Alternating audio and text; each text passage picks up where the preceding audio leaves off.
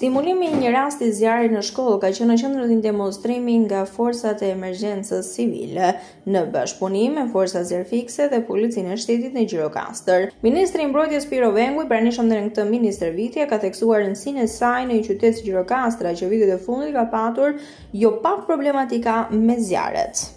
Ç'është e vërtetë, erdhëm bashkërisht bashkë me kolegen Mirelën në kuadër të një programi mbarkombëtar, do të thoya, që kemi nderin ta fillojmë me Gjirokastrën, i cili është i përbërë nga element ndërgjegjësimi, po edhe element stërvitor dhe simulimesh, sidomos në ambiente publike, siç ishim sot në shkollën Çajupi këtu, dhe patëm mundësinë të demonstronim një simulim, një situate zjarri, reagimin e nxënësve, reagimin e të gjitha institucioneve të përfshira në zinxhirin e emergjencës civile, që nga zjarfiksit e bashkisë, që dua t'i falenderoj këtu, ambulancat, emergjencën kombëtare, sikundër dhe agjencinë kombëtare të emergjencave civile.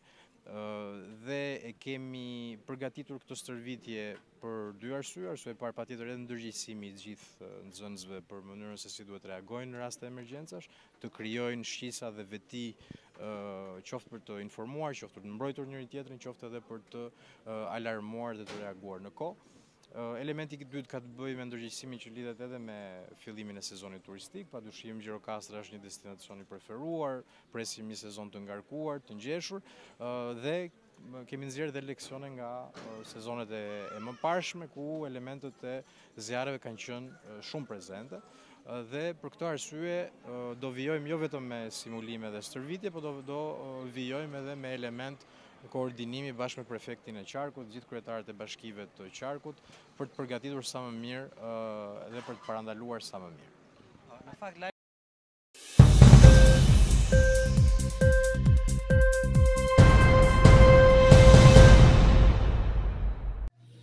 Një krahasim i asurisë aktuale të ekonomisë përgjatë 25 viteve të fundit me potencialin e rritjes ekonomike të vendit, siç është vlerësuar nga Fondi Monetar Ndërkombëtar, tregon se në një vit të zakonshëm prodhimi i brendshëm bruto i vendit është 7.8 miliardë euro më pak nga sa duhet të ishte, pasojë e performancës së keqe në qeverisjen e vendit.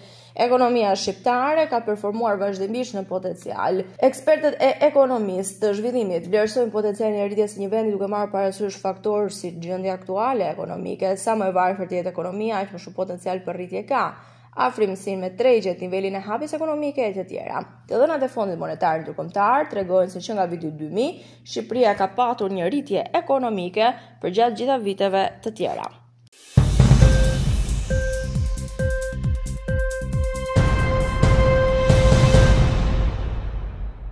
Drejtoria e Përgjithshme e Tatimeve ka njoftuar nisjen e një aksioni për verifikimin e burimeve të ardhurave të pronarëve të mjeteve luksoze të regjistruar pranë TPSHTR-s përgjatë 2 viteve të fundit.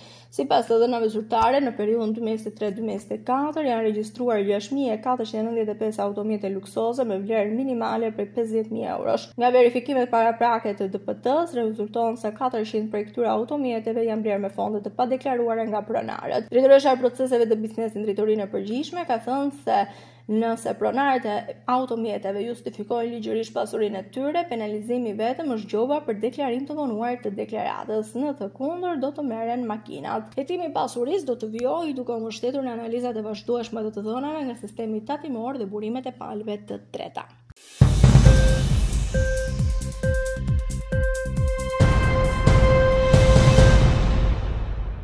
Varfëria parashikohet të ulet me 1.1% këtë vit, por sërish 20% e popullsisë së vendit do të jetë prekur nga ky fenomen, parashikon Banka Botërore në përmbledhjen e fundit që publikoi për Shqipërinë.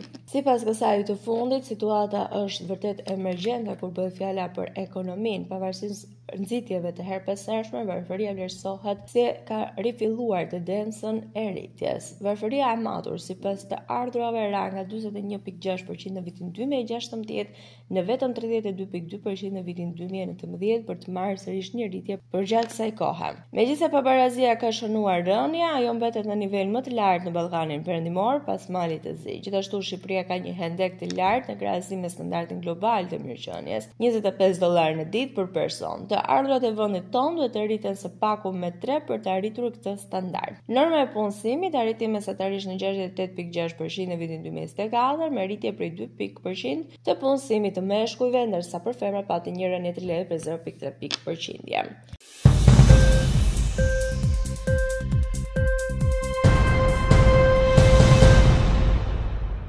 Ndërsa sektori i turizmit po përballet çdo ditë më shumë me mungesë të fuqisë punëtore, një pjesë e mirë po zgjedhin që përmes punojësve nga Filipinat apo vende të tjera të marrin dhe t'i sjellin në Shqipëri në sektor të ndryshëm, qoftë kulinari, hoteleri, akomodim. E ndërsa kërkohet nga turoperatorët marrje masër serioze nga qeveria që kjo situatë mos vijojë, por të jetë të pranishëm qytetarë shqiptarë ata të cilët të mund të punojnë. Ndër këto masa është dhe subvencionimi i studentëve që ndjekin direkt të hoteleri, turizmit dhe punojësve jashtë periudhës së sezonit. Këta të fundit mund të punojnë në këto vende që janë të lira pune dhe në këtë mënyrë gjithë operatorët në Shqipëri mund të shmangin marrjen e personave të huaj dhe mund të punësojnë shqiptarët. Vetëm në 4 muajt e parë të vitit në Shqipëri kanë hyrë 2.4 milion shtetas të huaj, duke sinjalizuar një sezon të mbarë turistik jo vetëm veror, por edhe për gjatë muajve të tjerë.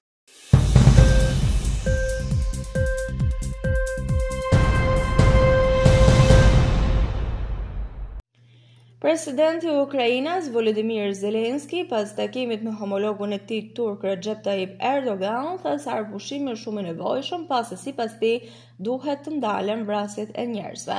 Zelensky theksoi se bisedimet e radhës për arpushimin që do të zhvillohen në Stamboll nuk duhet të jenë bosh. Duhet të ketë një arpushim për të ecur drejt paqes. Vrasja e njerëzve duhet të ndalet. Ne ndaj mendimin se ky takim nuk duhet të jetë bosh, ka shkruar Zelensky në një postim në Telegram.